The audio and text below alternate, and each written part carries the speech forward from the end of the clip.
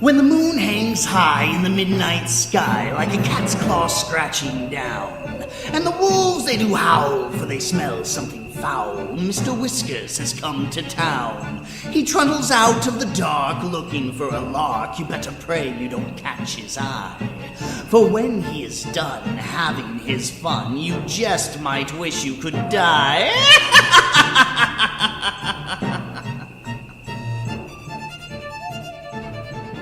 Good evening, my creepy kitties. It is I, your host, Mr. Whiskers, the Mad Catter. And I'm here to bring you another episode of Twisted Teatime, YouTube edition. And for tonight's tea, I'm drinking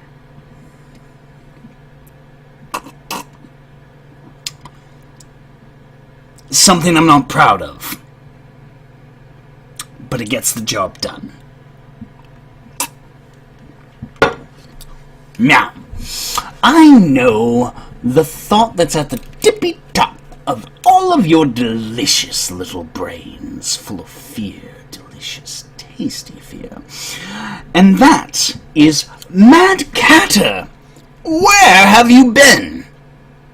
Well, to put it frankly, I've been right here. I've been in my domicile, my little cave, my little cabin in the middle of nowhere, my little dungeon.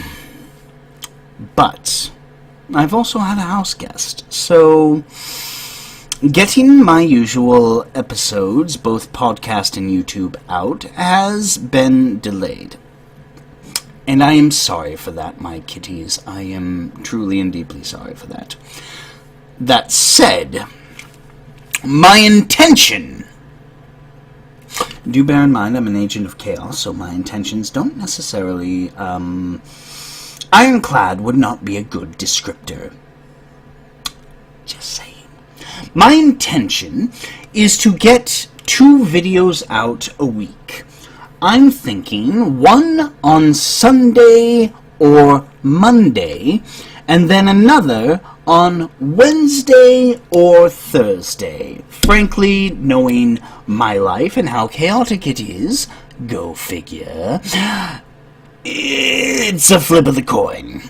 Point being, that is my intention, and that's what I'm going to be trying to strive for as of, well, it's Wednesday now, so as of today! Yes. Anyway, that's the plan. Sunday, Monday, or Wednesday, Thursday, I will be attempting to deliver a video to you, my viewers, on a regular schedule. I'm gonna hate myself for this, aren't I? Anyway, beyond the Sunday, Monday, Wednesday, Thursday potential schedule, I might be launching, well, I mean, I technically have it already, I might be doing a relatively regular Twitch stream, where I tackle either MMORPGs that I happen to enjoy, for whatever reason, or horror games, or really just games that are quirky and happen to appeal to me as a boogeyman. So, yes, those would likely be on the days in between, with the exception of Fridays and Saturday nights, where I'm probably going to be going out and living out my midlife crisis. Or rather, my host body's midlife crisis, but we're kind of one and the same at this point, so, yeah. Point being, hopefully a regular schedule will be coming to you, my viewers, to you. And I am also hoping to get back on track with my podcast. For those of you who are here from the podcast, I'm hoping to get to a point where my podcast will release about every other week, since the podcast will have more stories than my YouTube channel will be producing. Just by merit of the podcast is what I started with, and that's my priority. That said, you shouldn't find anything on the YouTube channel that you can't download via the podcast through some means. Now, moving on. I have joined a club. That's right. I'm part of a horror fiction collective. A group of narrators, authors, artists, video game players, I guess, and whatever else. And I'm part of this group. And it's called the Horror Hive. You can find it on YouTube and on Twitter, and I think there's a Discord even. The Discord is a little bit up in the air. We'll figure that out later on. I'll tell you about it when it happens. Point being, I'll put links in the description down below. Now, moving on, we have come to the story. You see, my kitties, I'm taking you on a road trip. We're going across the United States to get a little bit of a slice of Gothic Americana, except it's not exactly Gothic Americana, it's more like Twilight Zone Americana, so we'll just go with Twilight Zone Americana. But we're going to visit a very special town, and before we visit it, I suppose I should tell you all about it. We have a number of stories about this town, and I'm going to present you with an introduction and the first story. So, you can arrive by foot. You can arrive by car. It doesn't really matter, for you won't get far before Hallowroots decides to give you a scar. You might be strong, you might be meek, but if Hallowroots is the town you seek, well, I'm afraid your future looks rather bleak. I am afraid, my friends, this place bears bad fruits. For logic and physics are things it disputes. So you best beware should you visit Hallowroots.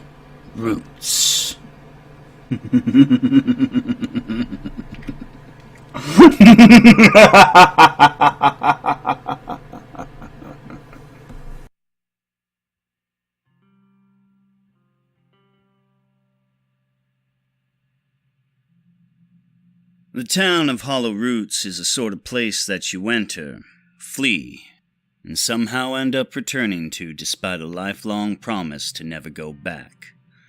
It has an unfortunate reputation amongst a lot of people as a death sentence, but if you're going to someone's house to audit them, you need to be aware of threats no matter the nature. Everyone here who does audits will have had guns, knives, and much more pointed at them. It's no different with Hallowroots, except that the things pointed at you will be a lot stranger. Hallowroots is also kinda heartening. Like I've said to many other employees here, plenty of people live long lives there, and a shocking number of them just adapt to the weirdness. It's nice to see what people can just get over with enough time. Still, none of you young folk want to hear about that. You want to know all the gory details. I've worked a long time at the IRS, and I've had my fair share of crazy stories, but people only really want to know about my life experiences at this specific town. Maybe it was the way Annie Davis came back after trying to audit Intra Inc., or maybe it's the fact that most of you have snuck a peek at how much the DOD is paying Intra Inc. for a secrecy clause. I'd like to remind you, by the way, that doing so is a federal crime. Still, I'm not here to chide you. Hallowroots is a poorly kept secret. But when I finally retire, I'd like you to have an understanding of what Hallowroots truly is. First thing you might want to know is that, yes, I lost my eye because of Hallowroots. But you might not also know that I lost 1 kidney, 3 meters of intestine, and a third of my liver because of it as well. You might also want to know that you'll never find it in the same place twice. First time I drove there, it took me 8 damned days going in a straight line. It was a pretty torturous journey. Some of the diners on the way hurt my head to think about. Hell, I'm pretty sure one of them had pictures of an old JFK shaking Thatcher's hand. Another had an American flag with just 13 large stars on it. One place I went to had a plaque commemorating John Wilkes Booth. Want to know what's really scary? Weren't nowhere near Hallowroots when I saw that one. Ah, well. It's still important that you know that in Hallowroots, time doesn't really flow in any one direction. Be prepared to mention a name in passing, like Bush or Cheney, and have the locals look at you like a simpleton. What else is important? Well, you won't hear the same story each time when you ask around. I remember a pretty quaint little place, but Alec, from down the hall, made it out to be a bustling town with a moderate population. Ann Davies, back before she needed that laptop to speak, called it a frozen shithole. Though she always did seem to come back with a wonderful tan. Most people, though, tend to remember the same key details. For one, Hallowroots will always give you a scar no matter what happens. You could stand on the border and put your little pinky toe across the line and something, somehow, will happen to give you at least some kind of permanent reminder that you've been there. Second thing is the people there are shockingly nonchalant about their lives. Alec told me once he hit a kid and the mother was furious that the boy wouldn't be able to take the garbage out on account of his feet pointing the wrong way.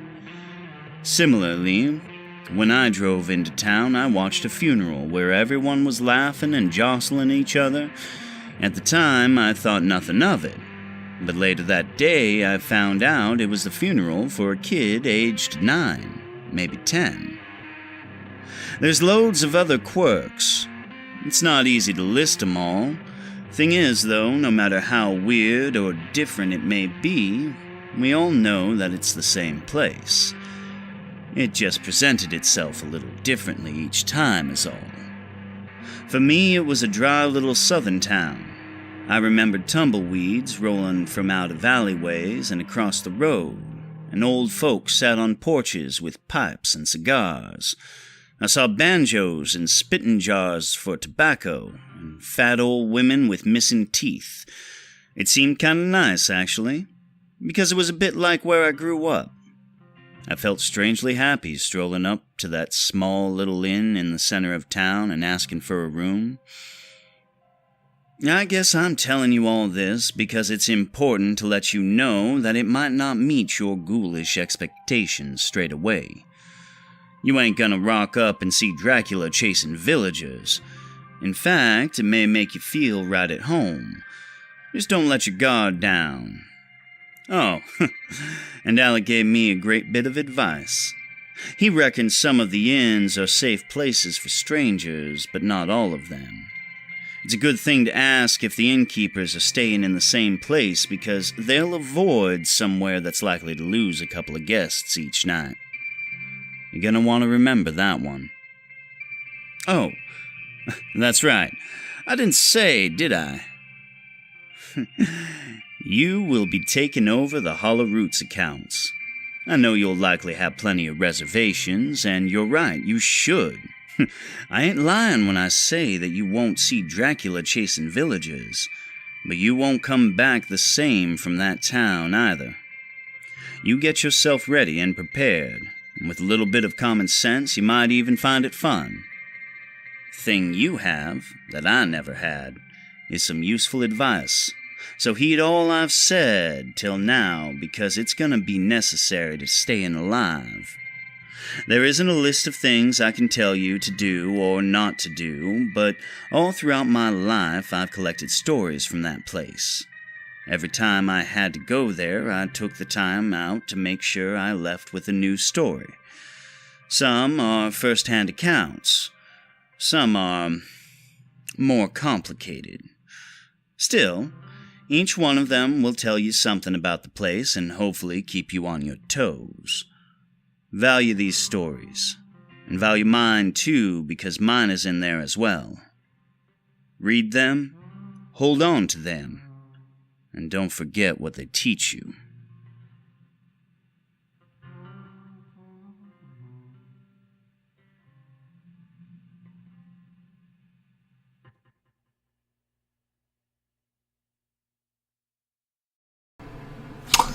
Now, I know it's a lot to take in. In fact, it sounds all a garble. But I'd take it as seriously as Mr. Magpie's warble, lest you find yourself surrounded by Vernian marble.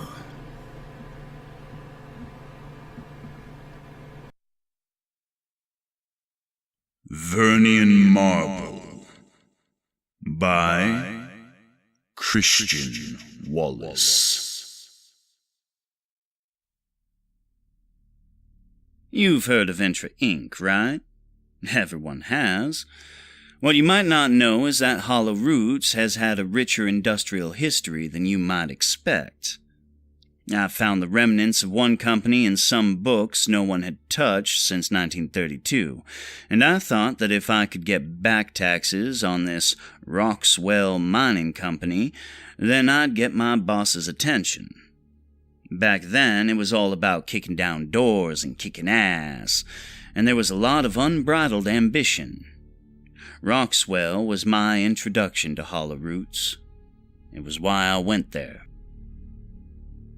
I shouldn't have left without some help, but I didn't want to share the glory either.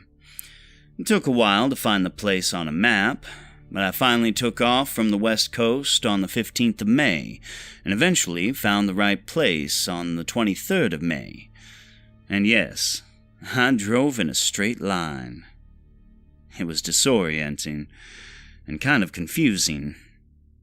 When I finally arrived and I decided to skip the first inn I arrived in, since there was some poor guy collapsed down the road from it with a finger missing and blood pouring out everywhere, I did take a moment out to try and help, but he just pointed at a handkerchief in his top pocket. So I took it out and it just kept coming. It was the longest damned handkerchief I ever saw, and it was all sorts of colors. But he just snatched it from me and started wrapping it around his bloodied fist. No matter what I said to him, he wouldn't look at me, so in the end I just gave up and kept going. Luckily, I didn't need to stop in the town itself. I just kept going along the through roads towards the home of Roxwell Mining Company that lay somewhere along the easterly region. You gotta appreciate that, because I hadn't paid much attention as I drove along, that everything that happened in the Roxwell mine totally rewrote my understanding of the world. It was unreal. The first thing I noticed was the place was in ruins. The building would have been shoddy looking in its prime, and it sat in the middle of nowhere. In particular, it seemed to sit in the middle of some flat, long-reaching fields which had filled with wheat and corn. I'd only found records of this one particular mine, and it seemed real busy, so it must have been doing something despite the location and lack of mountains. As far as I could tell, somewhere between the buildings and warehouses, the mine itself must have been hidden away. Still, it was clear as day that the place was abandoned, so I remained in my car, parked up on the side of the road for some time while I wondered what to do. Part of me wanted to call it a day and leave, but I'd invested a lot of my time by this point, so I decided to brave it and enter. There was a lot of piled-up corrugated iron by the fence, and the overgrown bushes let me know it had been empty for some time. When I noticed all the doors were locked, and that they were far too heavy for someone like me to kick down, I kept on looking, until I found some iron rungs that formed a ladder on one of the walls. A little pressure revealed them to be reasonably stable. What can I say? I was young and a little bit adventurous. I climbed them, and I wound up on the roof of the first building. The metal beneath my feet felt pretty unstable, so I was really careful as I inched across the rusted ceiling towards a small hatch that was left open. At first, I was just going to look down into the room below, but by the time I'd clocked an old-timey typewriter and an office chair covered in cobwebs, I began to hear some creaking and fell straight through one of the panels. It was a painful fall, but thankfully I landed on a large desk which collapsed when I hit it. I think it helped break my fall enough to stop me from breaking any bones, though I'd still been scratched up pretty bad on the way down. You know when you're bleeding, but the dust cakes the wound anyway, and it itches like hell and stings like a bitch? The palms of my hand and most of my right shoulder felt like that. I stood up and coughed out a big lungful of dust and gripped my arm while trying to ignore just how much it had fucking hurt. Looking around, I saw the usual 50s office, but it was hidden away in this kind of sepia darkness. The window to the right of the desk was cracked and let a lot of amber-tinted light through, but not enough to make the place feel safe. Once I'd let my eyes adjust, I limped up to the desk and noticed that the typewriter still had paper in the tray, and once I'd yanked it free, I saw a memo half-typed. All administrative staff are instructed to not discuss work details with our competitors, especially And then it stopped. I looked and saw that across from the typewriter were a pair of post-war-style women's glasses with a smashed lens. It was clearly the receptionist's desk, as it faced an entrance and had its back to a long hallway that led into the facility itself. It was much darker the further the hall went, but I still managed to see one lone little woman's red shoe some distance away. I limped away from the dusty desk towards the shoe. Shuffling past the cracked window, I looked out towards the distant road where my car remained parked, and reminded myself that despite the dark and abandoned office, I was only a thin wall away from safety and the outdoors.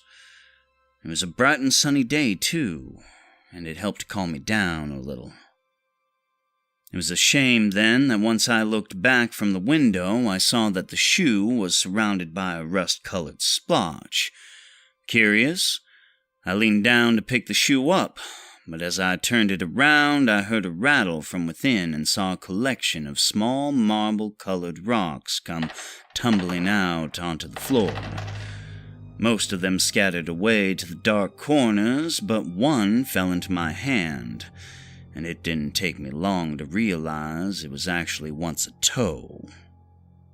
I threw the damn thing away, but damn if I didn't pique my curiosity. I actually kind of wanted to know what the hell was going on inside, and if this place was the source of all those strange rumors in Hallowroots. Of course, that place is only one facet of the town, and hardly the start of all its problems. That's another story, isn't it? What's important right now is what I found elsewhere in that place. Well, in that back room there was an archive, and what I pulled out of there told me they'd dug up all sorts of strange things. Not just oil and coal, but remains of old marble rock too large for them to haul up out of there. The last few entries made mention of a sonic engineer coming to test the marble for signs of weakness. I inferred that this made reference to an ultrasound. Either way, I kept on going. And past the archives were a load of offices, and even a few primitive computers that had been smashed to hell and back. I'm talking about chairs in the damn plasterwork and a femur in the door of a bathroom stall. A lot of the place was like this. There were splintered bones and destroyed machinery, and a lot of signs of panic, including blood-splattered hands, barricaded offices, and skeletons propped up on top of one another. It just seemed so old at the time that I thought the threat was long gone. Maybe I just really, really wanted to know. Anyways, I eventually found the shaft that went down below. It involved walking through a mile of smashed-up rooms. The shaft itself was just after a set of communal showers, a sign for which was shredded on the floor and sprayed with blood. I ignored this room and kept walking until I found the actual shaft only meters ahead. Looking down it, I felt a terrible fear rise up in me. Wide as it was and riddled with machines, I could see that it was a tremendous rip in the face of the earth. More than anything else I had seen before me, that one sight struck me as a genuine threat to my person. I also noticed that near the shaft was a lump of that marble they must have pulled up.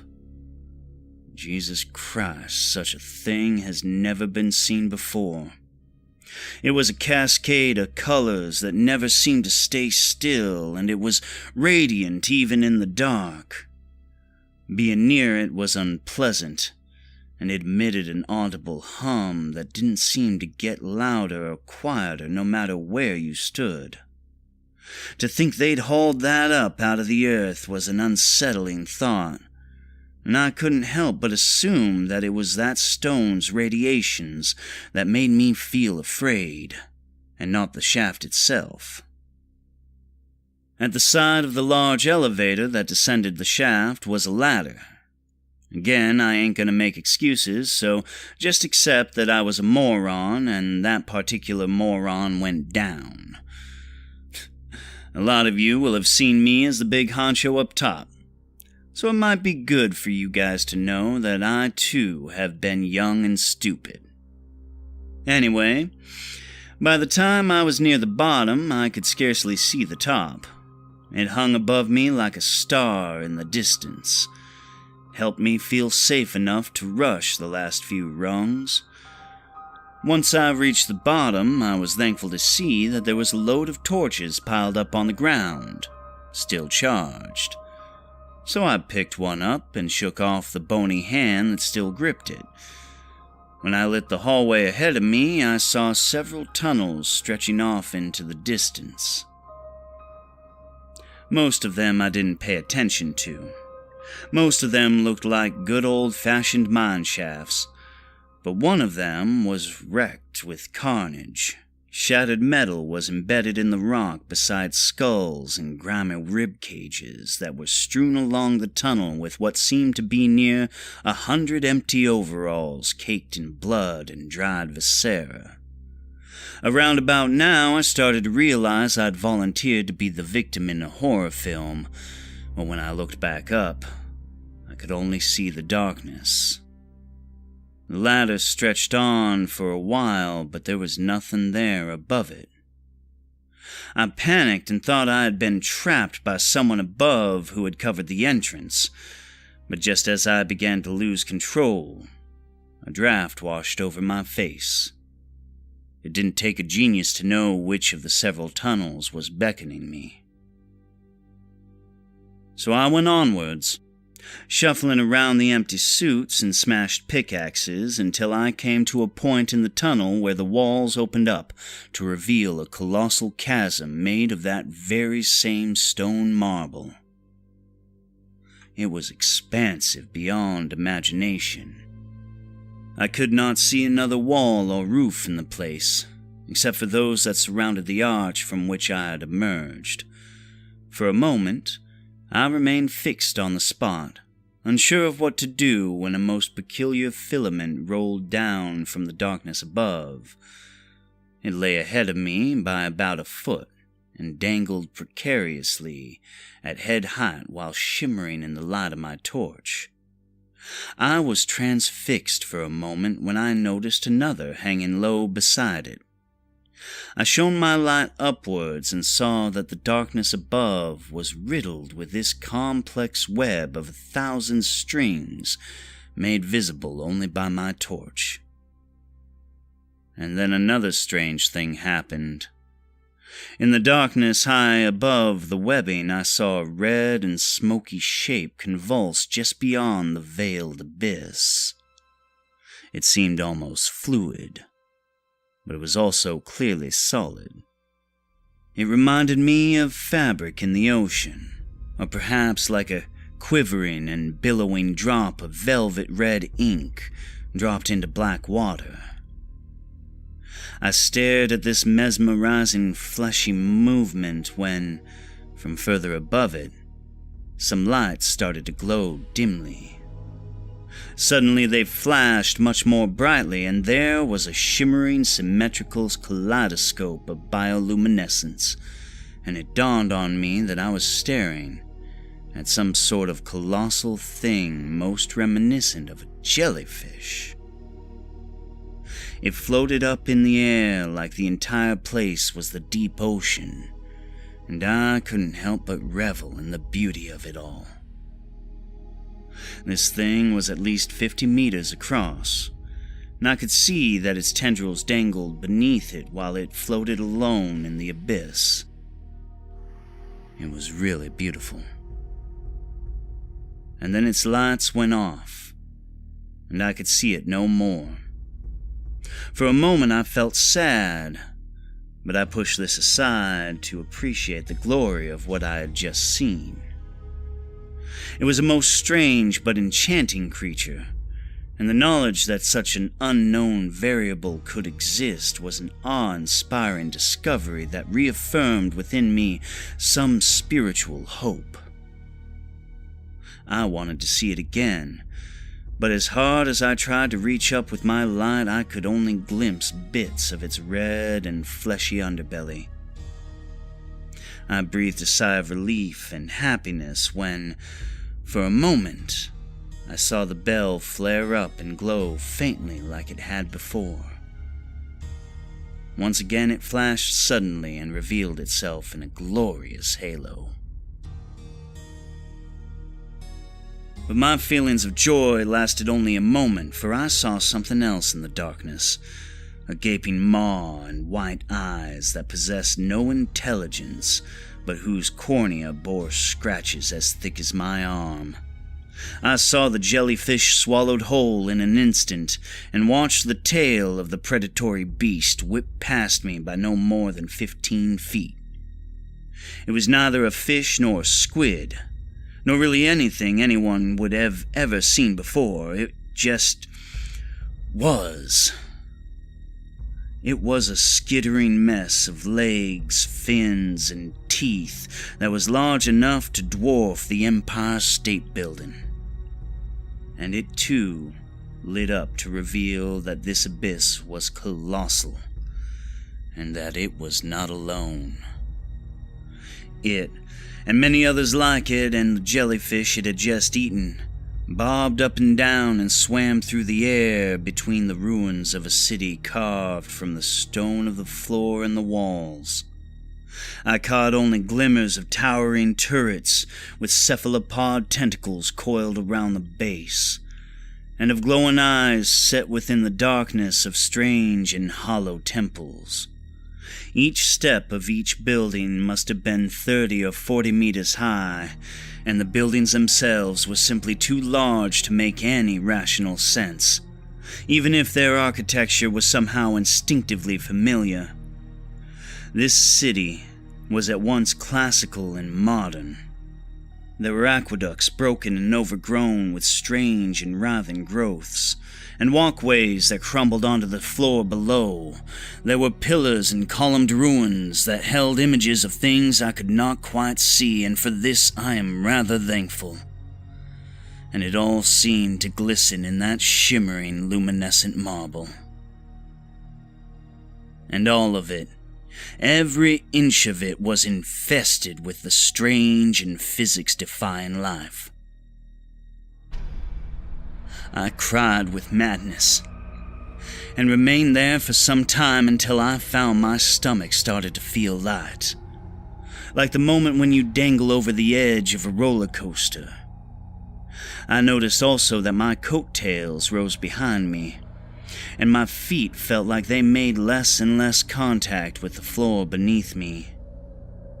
It was at this moment that I started to sense some sort of impending danger, and used what little traction I had on my surroundings to fling myself back into the mine.